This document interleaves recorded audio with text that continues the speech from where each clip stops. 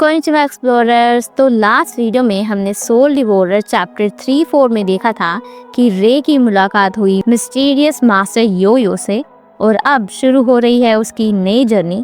क्या रे इस खतरनाक दुनिया में सरवाइव कर पाएगा? जानने के लिए इस वीडियो को पूरा जरूर देखें। और ये वेब नोवेल लिखी है एक Indian novel writer blind sack ने। वेब नोवेल और लास्ट वीडियो का लिंक आपको डिस्क्रिप्शन में मिल जाएगा, तो जरूर देखिएगा। तो चलिए शुरू करते हैं। Soul devourer chapter 5 the beginning of rage journey. क्या मुझे अभी कोई वेपन मिल सकता है ताकि बीस्ट के खिलाफ लड़ाई आसान हो जाए? रे ने पूछा। उसकी आवाज में डिटर्मिनेशन साफ झलक रही थी। सारस हल्के से मुस्कुराए। हाँ, चिंता मत करो, मैं तुम्हें दूंगा, लेकिन पहले समझ लो सारे वेपन्स एक जैसे नहीं होते। कुछ हाई लेवल होते हैं और कुछ लो लेवल। तुम्हें पहले मैं लोअर लेवल का वेपन दूंगा, जब उसे मास्टर कर लोगे तब हायर लेवल दूंगा। उन्होंने समझाते हुए आगे कहा, सारे वेपन्स तुम्हारी इनर पोटेंशियल पर काम करते हैं। सिंपल शब्दों में कहूँ तो वेपन तभी जागता है जब वो तुम्हारी इनर स्ट्रेंथ से रेजोनेट करे, वरना वो सब ऑर्डिनरी टूल है। आदमी या नॉर्मल क्रिएचर को चोट पहुंचा सकता है, लेकिन सोल डिवोरर या उसके क्लोन को नहीं। इसलिए इनर पोटेंशियल मास्टर करना जरूरी है। चिंता मत करो, हम तुम्हें ये सिखाएंगे और ऐसा वेपन देंगे जो तुम्हारी एबिलिटीज के हिसाब से हो। ठीक है, रे ने धीरे से सिर हिलाया। थोड़ा बहुत समझ गया, सारस ने कहा। डिटेल में ट्रेनिंग के दौरान सीखेंगे, ज्यादा जल्दी की कोई जरूरत नहीं है। ठीक है सर, रे ने गंभीरता से कहा और हल्का झुककर बोला। वैसे मेरी फीलिंग्स को समझने और टीम में लेने के लिए आपका बहुत बहुत शुक्रिया। सारस हल्के से हंसे। वैसे तुम्हारा नाम क्या था? भूल गया। मेरा नाम रे है। अरे हाँ रे, मैं हूँ सारस, उन्होंने दोस्ताना मुस्कान के साथ कहा। ठीक है सारस सर, रे ने जवाब दिया। सारस ने कुछ पल उसे ध्यान से देखा और बोले, जानते हो मैं तुम्हारे अंदर किसी को देखता हूँ। किसे सर? रे ने उत्सुकता से पूछा।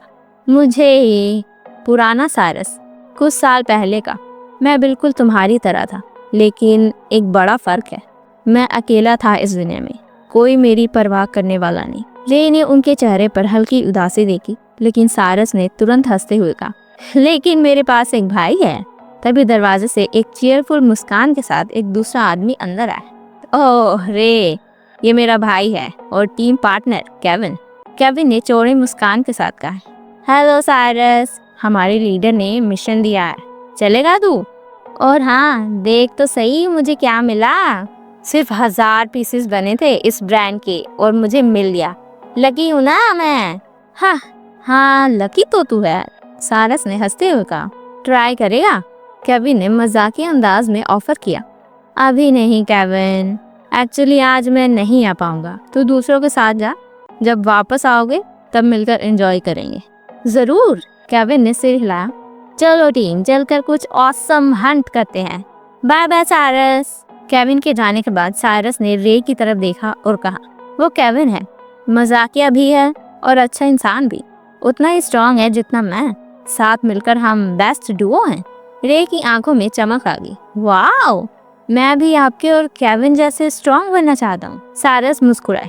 गुड, अच्छी बात है रे, ये स्पिरिट चाहिए। अब जैसे वादा किया था, मैं तुम्हें सोल डिवोरर्स के बारे में बताता हूँ। उन्होंने समझाना शुरू किया। हमारी ऑर्गेनाइजेशन रैंक के हिसाब से ग्रुप में बटी है। Group A upper level sorcerers, group B medium level sorcerers और ग्रुप सी बिगिनर्स, और आखिर में ग्रुप डी न्यू कमर्स, जहाँ से तुम्हारी शुरुआत होगी। ठीक है, रे ने आत्मविश्वास से कहा। मैं मेहनत करूंगा और ग्रुप ए तक पहुंचूंगा। सारस हल्के से हंसे। हाँ, लेकिन इतना आसान नहीं है। कुछ लोग ग्रुप सी से सीधे ग्रुप ए तक पहुंच जाते हैं, उनकी मेहनत, स्किल्स और परफॉर्मेंस के दम पर। लेकिन अगर ग्रुप ए में अच्छा परफॉर्म ना करो तो रैंक भी गिर जाता है, यहाँ तक कि वापस ग्रुप डी में चले जाओगे। कंसिस्टेंसी ही सब कुछ है। समझ गया, मैं अपनी रैंक हाई रखूंगा, रे ने दृढ़ता से कहा। तो सर, रे ने उत्सुक होकर पूछा, आप तो इतने स्ट्रांग हैं, जरूर ग्रुप ए में होंगे, है ना?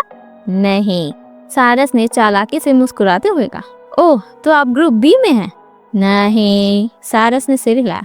मैं इलाइट ग्रुप में हूँ, जो ग्रुप ए से भी ऊपर है। रे का मुंह खुला का खुला रह गया। क्या? आप इलाइट मेंबर हो? मतलब आप तो मेरी सोच से भी ज्यादा स्ट्रांग हो। प्लीज बताइए मैं जल्दी कैसे ग्रो कर सकता हूँ। मैं भी मिशंस पर आपके साथ जाना चाहता हूँ। इतना सिंपल नहीं है रे, ये मौत का खेल है, हर दिन डेंजर से भरा। तुम्हारी माँ का क्लोन तो कमजोर था, हम उससे कहीं ज्यादा स्ट्रॉन्ग क्लोन्स का सामना कर चुके हैं। सुनो, किसी इंसान का क्लोन उसकी ओरिजिनल स्ट्रेंथ पर 10% एक्स्ट्रा पावर के साथ बनती है। ये 10% सुनने में छोटा लगता है, लेकिन लड़ाई में ये पूरी गेम बदल सकता है। और क्लोन्स तो सोल डिवोरर्स के सामने कुछ भी नहीं है, उनका कोई लिमिट ही नहीं है। उनके शरीर में वेपन्स होते हैं जिनसे हम उन्हें मारते हैं। तो सर, रे ने झिझकते हुए कहा, क्या कभी किसी सोल डिवोरर को हराया गया है? हाँ, सारस ने कहा, हमने करीब 15 से 20 को हराया, लेकिन सोल डिवोरर को गिराने में हमें 10 लोग लगे थे। क्या? रे ने धीमी आवाज में कहा, लेकिन क्लोन्स के पास कोई वेपन नहीं होता, यही उनका और असली सोल डिवोरर का बड़ा फर्क है। समझ गया, रे ने सोचते हुए कहा। सारस ने आगे कहा, हमारी ऑर्गेनाइजेशन के पास एक सीक्रेट बुक है जिसमें सोल डिवोरर्स और उनके हिडन वेपन्स के बारे में जानकारी है। लेकिन सबसे डरावनी बात है हमारी लीडर की भविष्यवाणी। उन्होंने देखा है कि एक दिन सोल डिवोरर्स और सोर्सरर्स की पूरी दुनिया के बीच एक बड़ा योद्धा होगा। उनका मकसद है हर इंसान का क्लोन बनाकर पूरी दुनिया पर कब्जा करना। अगर हमने उन्हें नहीं रोका तो वो वॉर टालना इम्पॉसिबल है। ये तो बहुत डरावना है, रे ने कहा। क्या मैं वो बुक देख सकता हूँ? नहीं, सारस ने कहा, वो सीक्रेट है। सिर्फ कुछ लोग, जिनमें मैं भी हूँ, उसे एक्सेस कर सकते हैं। केविन भी नहीं देख पाया, इतने सालों से इलाइट ग्रुप में होने के बावजूद। समझ गया, रे ने कहा। तो मेरी जर्नी कब शुरू होगी? मैं एक्साइटेड हूँ। सारस हंस पड़े।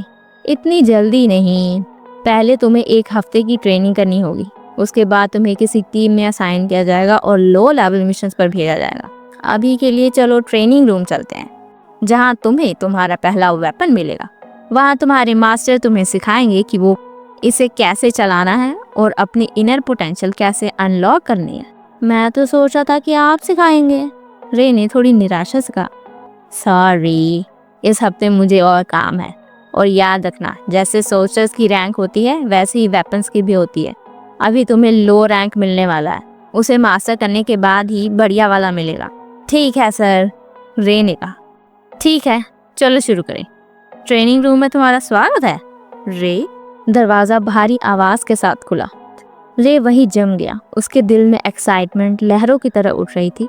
उसने धीरे से आंखें बंद की और फुसफुसाया, फाइनली ट्रेनिंग रूम। यकीन नहीं होता मैं यहाँ खड़ा हूँ। मैं उन लोगों से मिलने वाला हूँ जिन्होंने ना जाने कितने को ट्रेन किया है। वो लोग जो मॉन्स्टर से लड़ते हैं और हर दिन नए फेसेस से मिलते हैं। वो कितने स्ट्रांग होंगे। बस मुझे कहीं बेवकूफ़ लड़का ना समझ ले। लेकिन चाहे कुछ भी हो, मैं पूरी कोशिश करूँगा।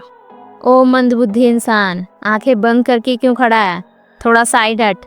रे की आंखें झट से खुल गई। क्या इसने मुझे मंदबुद्धि कहा? ये पागल है क्या? सॉरी ब्रो, लोग तो ऐसे ही अचानक टपक पड़ते हैं, सामने वाले लड़के ने हंसते हुए कहा। वैसे नाम क्या है तेरा? रे थोड़ी देर तक ब्लिंक करता रहा। मेरा? ओ रे, और मैं सबसे बेस्ट सोर्सर बनना चाहता हूँ। ये सुनते ही पूरे हॉल में सन्नाटा छा गया। आसपास सबकी बातें रुक गई। रे ने इधर उधर देखा। अरे, मैंने कुछ गलत कह दिया क्या? अचानक वो लड़का जोर से हंस पड़ा। ब्रो, तू एकदम क्रेजी है। और तभी सब लोग हंसने लगे, चीयर करने लगे। वो लड़का रे की पीठ पर थपकी देकर बोला, आज से तू मेरा ब्रो। मेरा नाम जेन है। मैं भी बेस्ट सोर्सर बनना चाहता हूँ, लेकिन सच बोलूं तो तू मुझसे जीत नहीं पाएगा। बेस्ट बनने के लिए चाहिए बड़ा दिल और ब्यूटीफुल फेस, जो दोनों मेरे पास है। उसने बड़े मजाकिया अंदाज में कहा। तू बस मेरे साथ रहना, हो सकता है थोड़ा स्मार्ट ही बन जाए। रे ने डाउटफुल नजरों से देखा, लेकिन मुस्कुराए बिना रह नहीं पाया। ठीक है ब्रो। जेन की चाम से सब हंसने लगे। वो भीड़ में एकदम अलग दिखता था। तभी स्टेज पर किसी के भारी बूट्स की आवाज गूंजी। चुप हो जाओ। उस गहरी और गुस्से से भरी आवाज ने पूरे हॉल को हिला दी। सब तुरंत खड़े हो गए, सीधी लाइन में। वो आदमी चारों तरफ घूरते हुए बोला, अब से मैं 10-15 मिनट लूंगा, ध्यान से सुनो। अगर किसी ने बीच में आवाज निकाली वो यहीं मरेगा।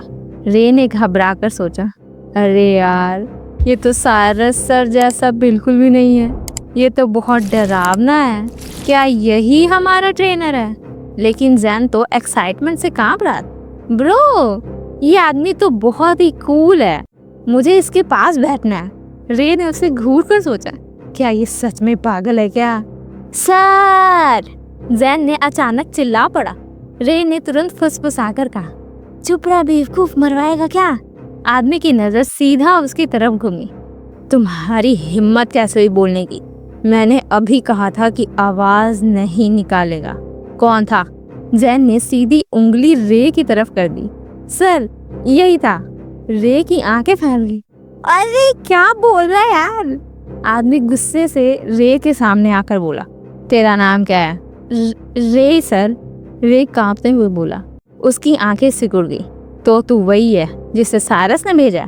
अगर वो तेरा नाम ना देता तो तू अब तक मर चुका होता। रे का गला सूख गया।